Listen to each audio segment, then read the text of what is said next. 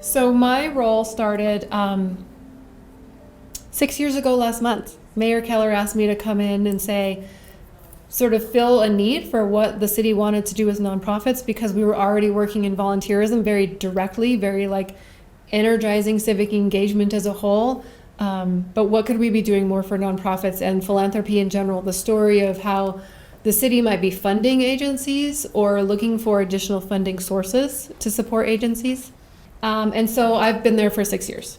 There are a number of things that I'm sort of in charge of, but if you will, this job has become very much of what do we need, what are other tasks as assigned, and what ends up sort of rising to the top as what's the most important. The brunt of the work that I do right now in terms of events and sort of admin work is managing the Volunteers Advisory Board. We have a number of recognitions that we do a couple of times a year, actually bi-monthly. We recognize Volunteer of the Month every other month. And then just last week, we celebrated the annual Mayor's Day of Volunteer Recognition, which was recognizing 7 individuals and agencies that are essentially outstanding volunteers in our city. One of them was Lifetime Achievement, who you can meet one of the coordinators there today for Read to Me. Olivia has been working in APS and literacy and other things across our city for decades. So Lifetime Achievement was for her. And then on the other spectrum was Youth Volunteer of the Year, was a young woman who works through her Key Club and through UNM, doing a number of volunteer work there through multiple agencies, everything from the zoo to Roadrunner to actually a hospice agency and whatnot. And then we have groups that we recognize. So that's Mayor's Day, which is always in April, which of course, like this week is National Volunteer Week. April is National Volunteer Month. That's when we hold it. And then the recognitions that are more regular are in every month. So if you're interested in nominating somebody to be recognized by Mayor Keller and the Volunteers Board, please do. You could just go to the city website and search Volunteer of the Month. The community of practice is one of the things I'm most excited about for this particular board. We have an event coming up next month. How is it almost May? Don't ask me. But at the end of May, we're going to do a community of practice, which is essentially an event that's coordinated specifically for volunteer coordinators. Not volunteers, not their bosses, but volunteer coordinators from city departments and nonprofits. This is where people can kind of come together and share their ideas. Really, ultimately, the whole point of a community of practice is to share your work and your ideas, best practices. Our last theme that we had for that last event, their quarterly, was working with multi-generational volunteers, their communication preferences, how to recruit them and recognize them. And it sort of depends on the theme of the year. I think 3 years ago, we did a particular event that was about working with volunteers that are both remote or maybe in person, because we were still coming out of the COVID spacing area. So the community of practice, again, is very much for volunteer coordinators based on what the timing is for their needs. And we always do surveys. We ask them what they need. You know, it's not up to us so much to say, but we always ask attendees what they're looking for. So the board is fabulous. And Rebecca, who is supporting us today, and Nate, one of our welcomers at the front desk, and Mariah at the ALS table. And then there's somebody from Loveless. We have a wide range of representatives on our board who I am especially fond of. The city of Albuquerque provides millions of dollars in contracts every year to nonprofits.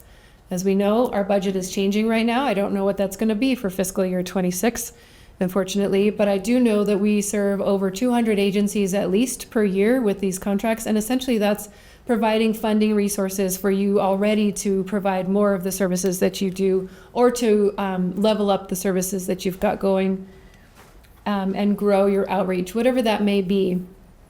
I try to reach out to agencies that we have contracts with, kind of just to check in. I don't check in on the contract itself or whether or not the money was enough, but what is the relationship like? Are you accomplishing what you're hoping to? And again, like I said earlier, how can I best represent the nonprofits in our city so I know what's going on with their visions and goals? So that's what the one-on-ones are very much about. I will go to coffee and lunch or visit the on-site at any chance I can, because that's kind of the point, is being out on the ground and understanding what everybody does.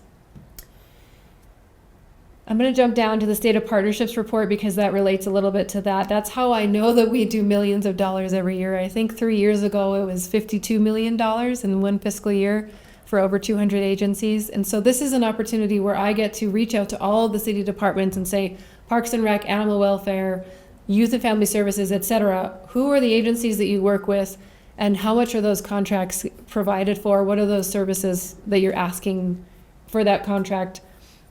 But the beauty of that isn't a number. It's not spreadsheets. It's not like, oh, the outcomes were XYZ. It's being able to tell the story of those nonprofits providing those services, again, on the ground. So if you go to the city of Albuquerque and you just do cabq.gov/partnerships, one word, you can find the reports that are the state of partnerships for a couple of years. And we're going to re-up the new one for fiscal year 26 this year too. So you'll have an updated version. But my point is, please read those stories. Please understand what is going on, because they're just fabulous. There's senior housing, there's read to the dogs, you name it, interesting stuff. The capacity building program here at the bottom is relatively new. I would love to hear some feedback from you guys, whether you're partnered with the city or not yet. We're trying to understand what nonprofits are really looking for to grow their ability to provide their services these days. How can the city play a role in that, and not necessarily reinvent the wheel, because there are already agencies like Groundworks New Mexico and a couple others, United Way, some foundations that are providing capacity building type work already. But there might be places where the city can come in and support other needs that aren't already being offered in other ways, or maybe in a cheaper way too.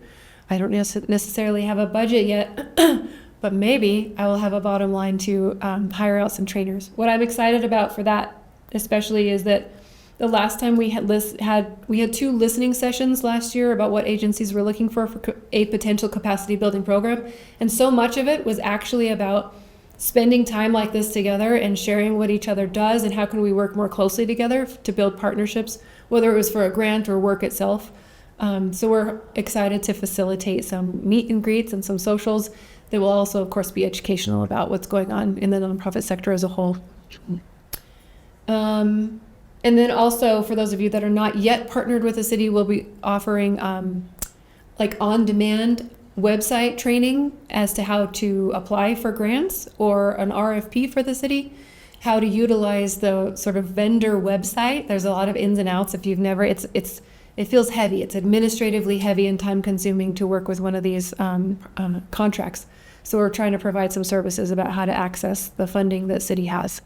And if you're already a partner with the city, then what else can we build on to ensure that that partnership is successful? So capacity building is very broad for us to say, how can we help you and how can we do better? The ABQ Accent podcast is what we're going to be recording this afternoon at 4:15 here in this room. If you're still here, a live recording. It's meant to build understanding of some outrageous, amazing individuals across our city. Again, Miss Rebecca was one of our guests last year, representing her agency. But I built this podcast to maybe educate folks about individuals that either work at the city or are part of nonprofits, or maybe not, but they're doing innovative, really interesting things that you might just not see in the news. The most recent one, I will say, was our city clerk, Ethan Watson, talking about the amount of work that they're having to do for IPRA requests lately, which kind of sounds dry, but if you've ever requested information from the city and you don't know what the process is or how long it'll take, it's very educational.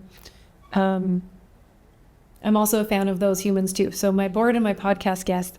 So if you're interested after today, it's on YouTube if you would like to watch. And of course, it's also on all of our platforms. So we are doing more to promote volunteerism in that way as well. Our podcast will have some guests on that are city volunteer coordinators very soon. Questions about any of that? Okay. The et cetera part, it's kind of like, how can we be better represented across the city? How can I be out in the world making sure people understand that we have a civic engagement office, that we have nonprofit support at the city, that we care about what's happening in the funding sector? So we attend, for example, last fall, we had the ABQ Fresh Summit, which was very much about food access here in Albuquerque. You might be aware of that. There is an ongoing vulnerable community resources breakfast that happens quarterly in the city. Is anybody aware of that or already going to that? Yep.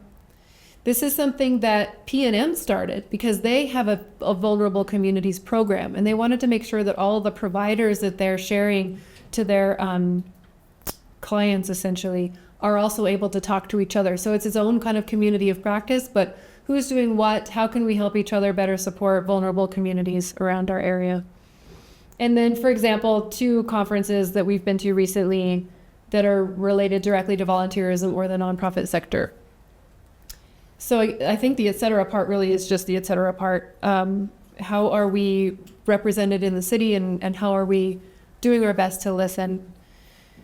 So this is sort of a section of the Civic Engagement Office that supplements the volunteer things going on today.